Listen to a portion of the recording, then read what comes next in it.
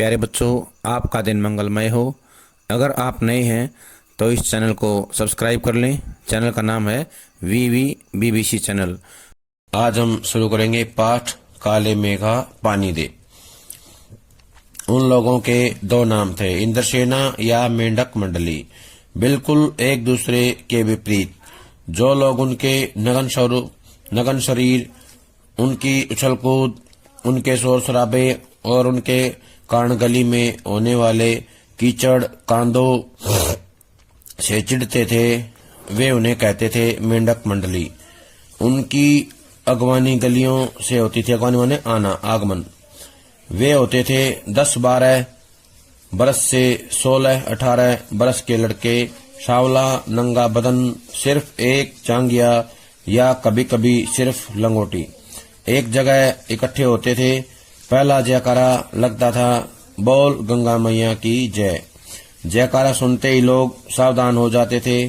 स्त्रियां और लड़कियां छज्जे बारजे से झांकने लगती थी और यह विचित्र नंग धड़ंग टोली उछलती कूदती समेत पुकार लगाती थी, काले मेघा पानी दे, गगरी फूटी बैल पियासा, पानी दे गुड़धानी दे, काले मेघा पानी दे।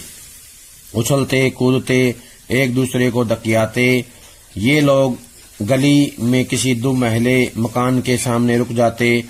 पानी दे मैया इंद्रसेना आई है। और जिन घरों में आखिर जेठ या शुरू आषाढ़ के उन सूखे दिनों में पानी की कमी भी होती थी, जिन घरों के कुएं भी सूख जाते थे या सूखे होते थे, उन घरों से भी सहेज कर रखे हुए पानी में से बाल्टी या घड़े भर भर कर इन बच्चों को सर से पैर तक तर कर दिया जाता था। ये भीगे बदन मिट्टी में लोट लगाते थे। पानी फेंकने से पैदा हुए कीचड़ में लथपथ हो जाते थे। हाथ पांव बदन मुंह पेट सब पर गंदा कीचड़ मल कर फिर हाँक लगाते, बोल गंगा मैया की जय। और फिर मंडली बांध कर उछलते कूदते अगले घर की ओर चल पड़ते। बादलों को टेरते, काले मेघा पानी दे। टेरना होता पुकारना। वे सचमुच ऐसे दिन होते जब गली मोहल्ला गांव शहर हर जगह लोग गर्मी में बुन बुन कर त्राहिमाम कर रहे होते। जेठ के 10 तपा बीत जाने पर या बीत कर आषाढ़ का पहला पखवाड़ा भी बीत चुका होता, पर क्षितिज पर कहीं बादल की रेख भी नहीं दिखती होती। कुएं सूखने लगते। नलों में एक तो बहुत कम पानी आता और आता भी तो आधी रात को विमानों खोलता हुआ पानी। यहाँ से जुड़े हुए प्रश्न देखेंगे। पहला तो यही होगा, इंद्रसेना किसका नाम था या मेंढक मंडली किसका नाम था, बताना है। 10-12 बरस से 16-18 बरस के लड़कों का। 10-12 बरस से 16-18 बरस के लड़कों का नाम था इंद्रसेना। या सीधा ये भी कह सकते हैं, जो बच्चे पानी मांगते थे द्वार द्वार जाकर, उसका नाम इंद्रसेना था। प्रश्न आ जाए, इंद्रसेना या मेंढक मंडली किसका नाम था, तो बताना है उन बच्चों का नाम था जो टोली बनाकर द्वार द्वार पानी मांगते थे, गंगा मैया की जय बोलते थे। अगला प्रश्न है, दो नाम हो गए, इंद्रसेना या मेंढक मंडली। अब विपरीत, एक दूसरे के विपरीत थे। क्यों थे? क्योंकि जो लोग उनको अच्छा नहीं मानते थे, गलियों में पैदा हुए कीचड़ से जो है दुखी थे या पानी की बर्बादी मानते थे, वो लोग जो उसको मेंढक मंडली कहते थे। क्या कहते थे? मेंढक मंडली। जो लोग उनके नगन स्वरूप शरीर, उनकी उछल कूद, उनके शोर शराबे और उनके कारण उत्पन्न गली में होने वाले कीचड़ कांदों से चिढ़ते थे, वे लोग उन्हें मेंढक मंडली कहते थे। और जो लोग धार्मिक आस्था में विश्वास रखते थे, वो उनको इंद्रसेना कहते थे। इंद्रसेना का मतलब है इंद्र की सेना। इंद्र कौन था? वर्षा का देवता। कौन है? वर्षा का देवता। अगला प्रश्न आएगा, इंद्रसेना की अगवानी कहां से होती थी? गलियों से। कहां से होती थी? गलियों से होती थी। अगला प्रश्न है, उनकी उम्र कितनी होती थी? 10-12 बरस से 16-18 वर्ष के।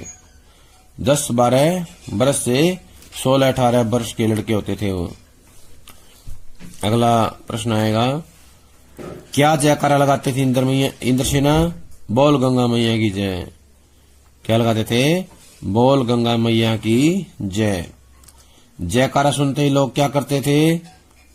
स्त्रियां और लड़कियां छज्जे बारजे से झांकने लगती थी और इनके ऊपर पानी डालती थी।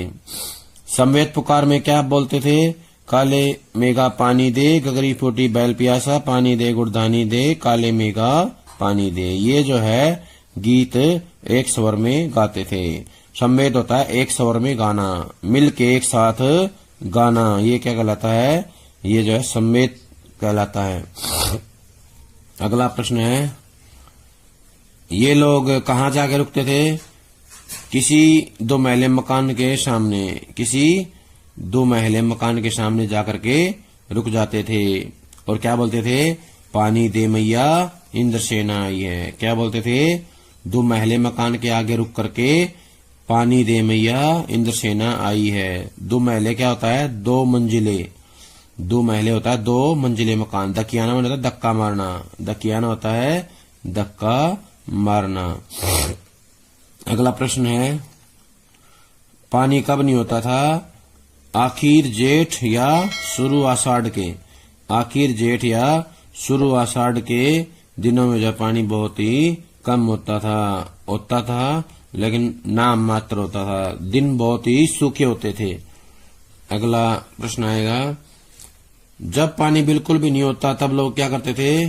तब भी लोग जो है इंद्रसेना के मांगने पर बड़ी कठिनाई से इकट्ठे किए हुए पानी को बाल्टी भर कर या घड़े भर भर करके इंद्रसेना के ऊपर डालते थे। उसे जो है सिर से पैर तक तर कर देते थे।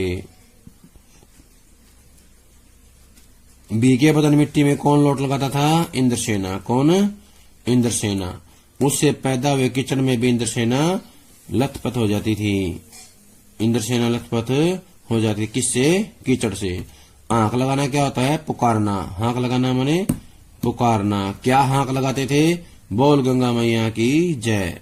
इंद्रसेना क्या हांक लगाती थी?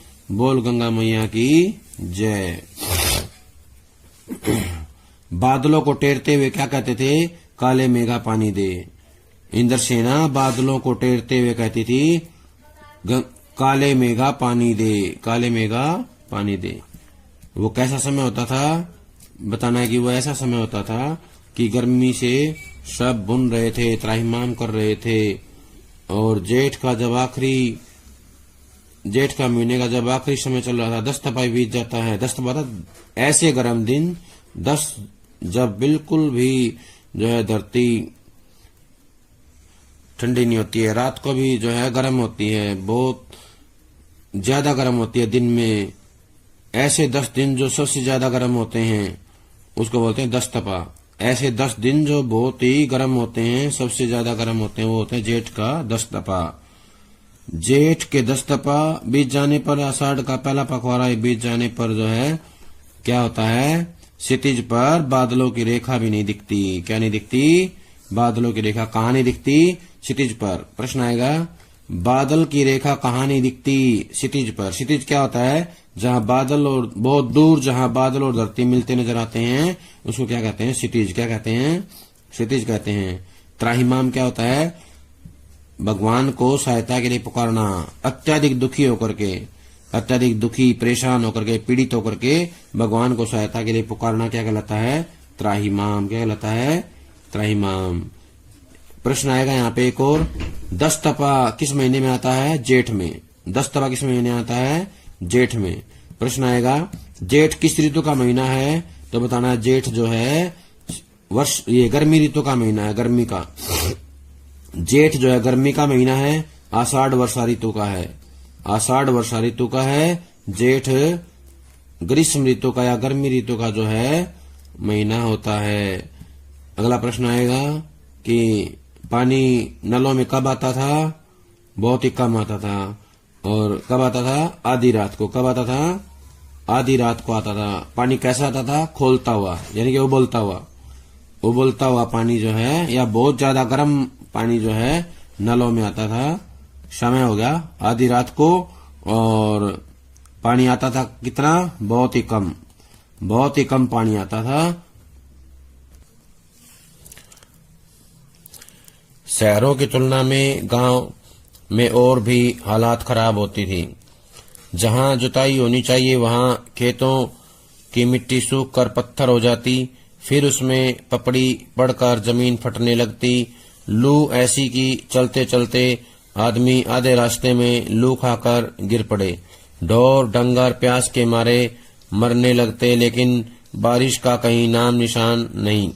ऐसे में पूजा पाठ कथा विधान सब करके लोग जब हार जाते थे, तब अंतिम उपाय के रूप में निकलती है इंद्रसेना।